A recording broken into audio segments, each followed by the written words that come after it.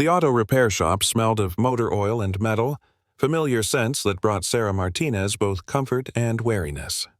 At 43, she'd spent 20 years as an automotive engineer, first at Ford, then GM, now as a lead engineer at a major electric vehicle startup. She could diagnose engine problems by sound alone, had designed components used in millions of vehicles, and held 3 patents related to transmission systems. But she'd learned long ago that walking into a repair shop as a woman meant those credentials were invisible. She was just another clueless female customer to be taken advantage of. Today's visit was supposed to be simple. Her Honda Civic had a check engine light, probably just an oxygen sensor based on how the car was running. Should be a $200 part and an hour of labor. She knew exactly what was wrong, but wanted to see if this new shop, Tony's Auto Repair, would be honest. It was a test she'd run dozens of times over the years, and most shops failed spectacularly. "Can I help you?" A man in his 50s emerged from the service bay, wiping his hands on an oil-stained rag. His name badge read, Tony, Owner. "Yes, I'm Sarah Martinez. I called earlier about my check engine light."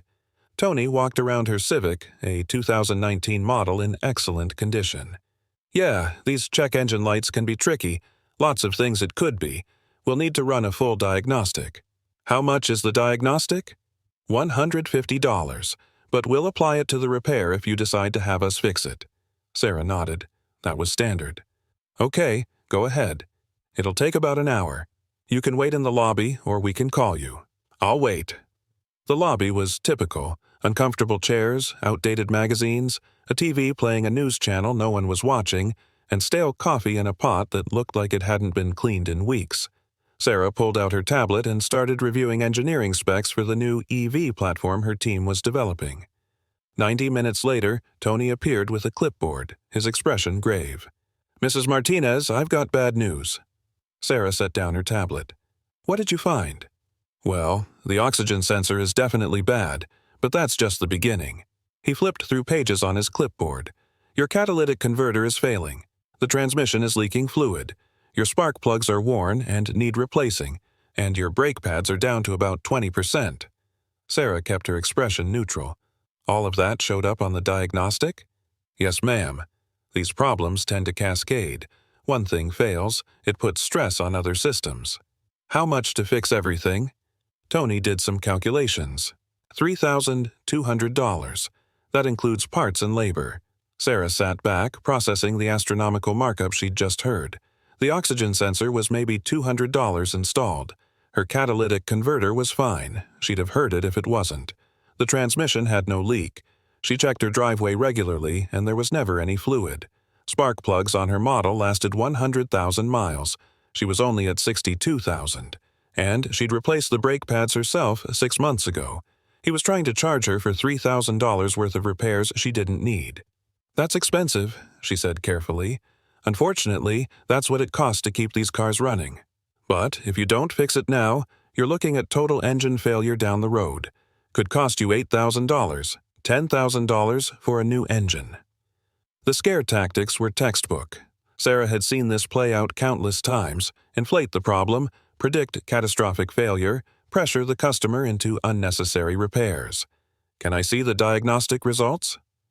Tony hesitated. "Well, most of this we found during the physical inspection. The computer just shows the oxygen sensor code. So, the diagnostic found one problem, the oxygen sensor, and the rest you're saying you visually identified." "That's right. 25 years in this business, I can spot problems a mile away." "I'm sure you can." Sarah smiled pleasantly. "Can you show me the catalytic converter issue?" "I'd like to see it myself." Tony's expression flickered, just for a moment, with annoyance.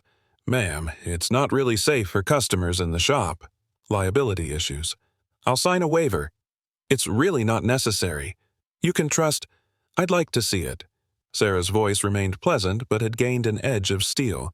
Tony realized he was trapped. "All right. Follow me." They walked into the service bay where her Civic sat on the lift. Tony pointed vaguely at the undercarriage. "See there? That's your catalytic converter. You can see the deterioration." Sarah walked directly under the car, examining the component. The catalytic converter looked perfect. No damage, no degradation, functioning exactly as it should.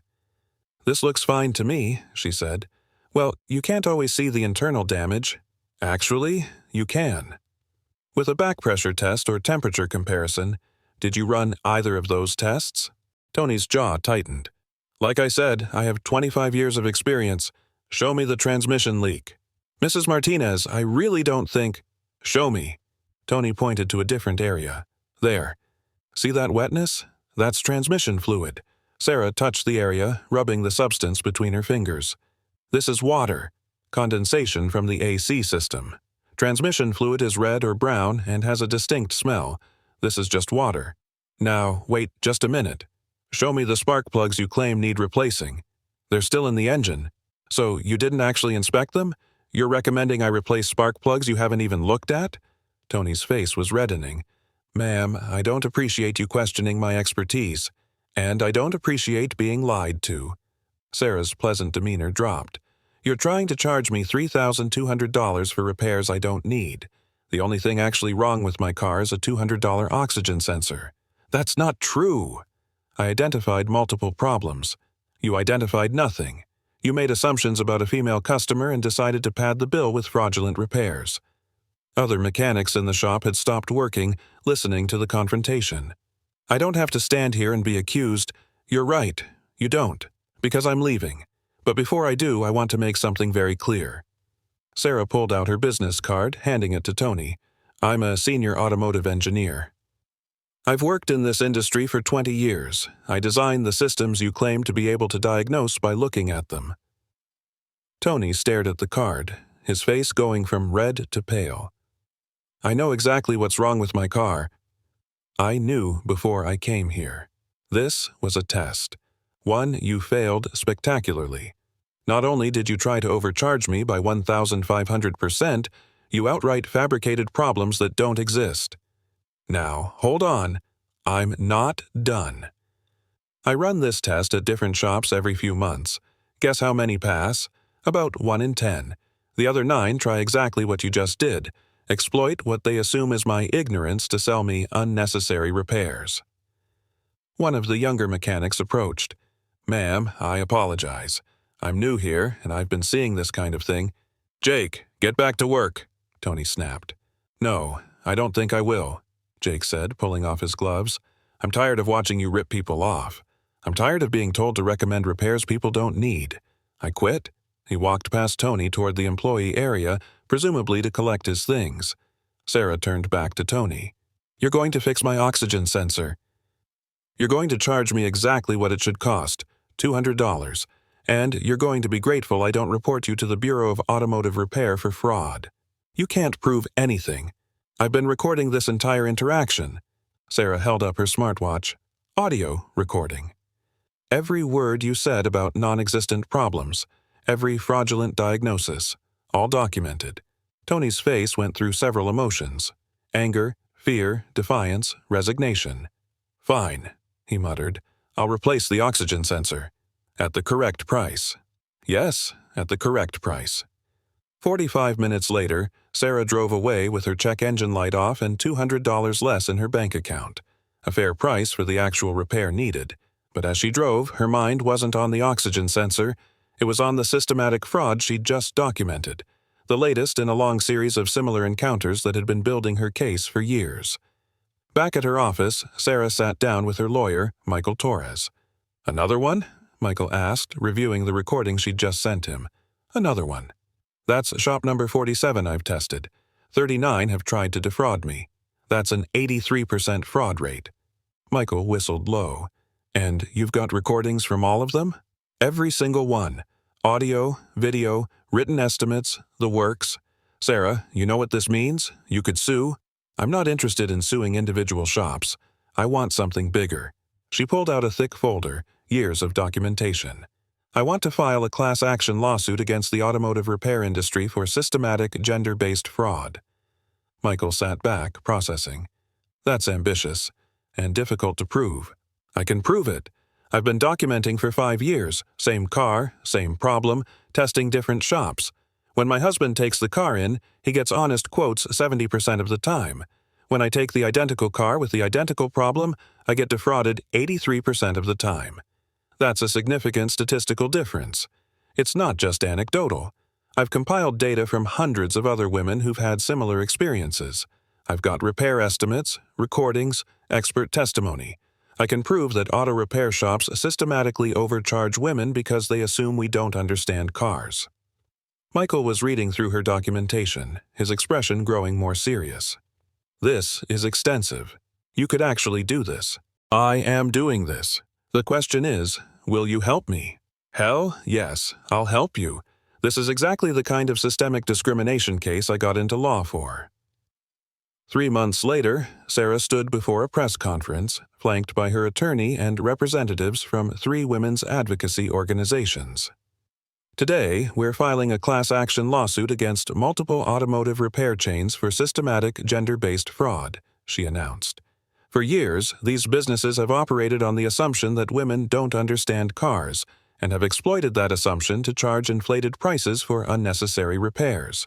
She pulled up a slide showing her compiled data. Our research shows that women are charged an average of 40% more than men for identical repairs.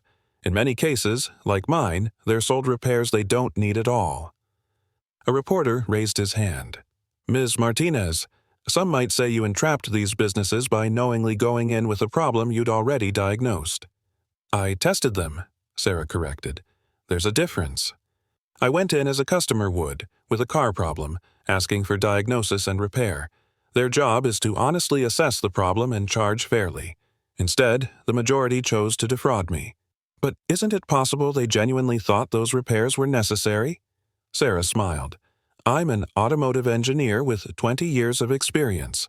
I hold patents on transmission systems. I design the very components these mechanics claim to be diagnosing. When a mechanic tells me my perfectly functional catalytic converter is failing, or that I have a transmission leak that's actually just AC condensation, that's not honest mistake. That's fraud. Another reporter. What do you hope to achieve with this lawsuit? 3 things. First, compensation for the thousands of women who've been overcharged. Second, mandatory reforms in how repair shops train employees and document repairs. Third, real consequences for businesses that engage in gender-based pricing fraud. The story exploded. Within 24 hours, Sarah's lawsuit was national news. Women across the country began sharing their own experiences, being sold unnecessary repairs, being talked down to, being charged exorbitant prices while their husbands got fair quotes for the same work. The auto repair industry pushed back hard. Trade associations claimed Sarah was attacking small businesses. Some shops accused her of entrapment. Online trolls called her everything from a liar to worse. But Sarah had documentation, video, audio, written estimates, expert testimony from other engineers, data from hundreds of women. The evidence was overwhelming. 6 months into the lawsuit, major auto repair chains began settling. They implemented new policies, transparent pricing, mandatory second opinions for repairs over $500, employee training on gender bias, and independent audits of their billing practices. Tony's auto repair didn't settle. Tony chose to fight, insisting he'd done nothing wrong. The trial was devastating for him. Sarah's lawyer presented the recording of Tony fabricating problems. Expert witnesses testified that none of the repairs Tony recommended were necessary. The prosecution showed that Tony had a pattern. Female customers were charged an average of 60% more than male customers for the same repairs. The jury found in Sarah's favor in less than 2 hours. Tony's shop was fined $2.3 million and forced to shut down. Tony himself faced charges of fraud and was barred from the automotive repair industry. Jake, the young mechanic who'd quit, testified for Sarah. After the trial, he approached her. Ms. Martinez, I want to thank you. Working for Tony, I was learning all the wrong things. How to scam customers, how to exploit their ignorance. I almost became like him. What are you doing now? Sarah asked. I'm enrolled in community college, getting my automotive technology degree, and I swear, when I open my own shop someday, I'm going to run it honestly. Every customer gets the same straight answer regardless of gender. That's what the industry needs, Sarah said. Good mechanics who care more about quality than profit. 2 years after filing the lawsuit, Sarah stood before a congressional committee discussing automotive repair industry reforms. Gender-based pricing isn't unique to auto repair, she testified. Women pay more for dry cleaning, haircuts, razors, and countless other services. But auto repair is particularly egregious because the amounts are large and the fraud is often sophisticated. A senator leaned forward. Ms. Martinez, what would you say to those who claim this lawsuit has harmed small businesses? I'd say that businesses built on fraud deserve to be harmed. The honest shops, the ones that treat all customers fairly, they're thriving. Our lawsuit weeded out bad actors and raised standards across the industry. That's good for everyone except the fraudsters. How many shops have changed their practices because of your lawsuit? Over 2,000 major chains and independent shops have implemented our recommended reforms. We estimate that women are saving an average of $300 per repair visit. That's hundreds of millions of dollars annually that's now staying in consumers' pockets instead of padding fraudulent repair bills. The testimony led to new federal regulations. The Fair Automotive Repair Act required transparent pricing, banned gender-based pricing discrimination, and established penalties for shops that engaged in fraudulent diagnosis. Sarah received death threats, angry emails, online harassment from men who insisted she was destroying businesses and attacking mechanics. But she also received thousands of thank you messages from women who'd been empowered to question their repair bills, who'd saved money, who'd stopped being exploited. 5 years after the initial lawsuit, Sarah's daughter Emma turned 16 and got her first car. Mom, the check engine light is on, Emma said nervously. Sarah smiled. Want me to look at it, or do you want to learn to diagnose it yourself? Teach me. They spent an afternoon in the garage, Sarah explaining engine codes, showing Emma how to use a diagnostic scanner, teaching her the basics of automotive systems. Why are you teaching me this? Emma asked. Can't we just take it to a shop? Because knowledge is power, Sarah said. When you understand how your car works, nobody can take advantage of you. You can have an informed conversation with mechanics. You can question estimates that don't make sense. Is that what you do? Question them? I test them, and unfortunately most fail, but maybe by the time you're my age that will have changed. Emma looked at her mother with new respect. You're not just an engineer.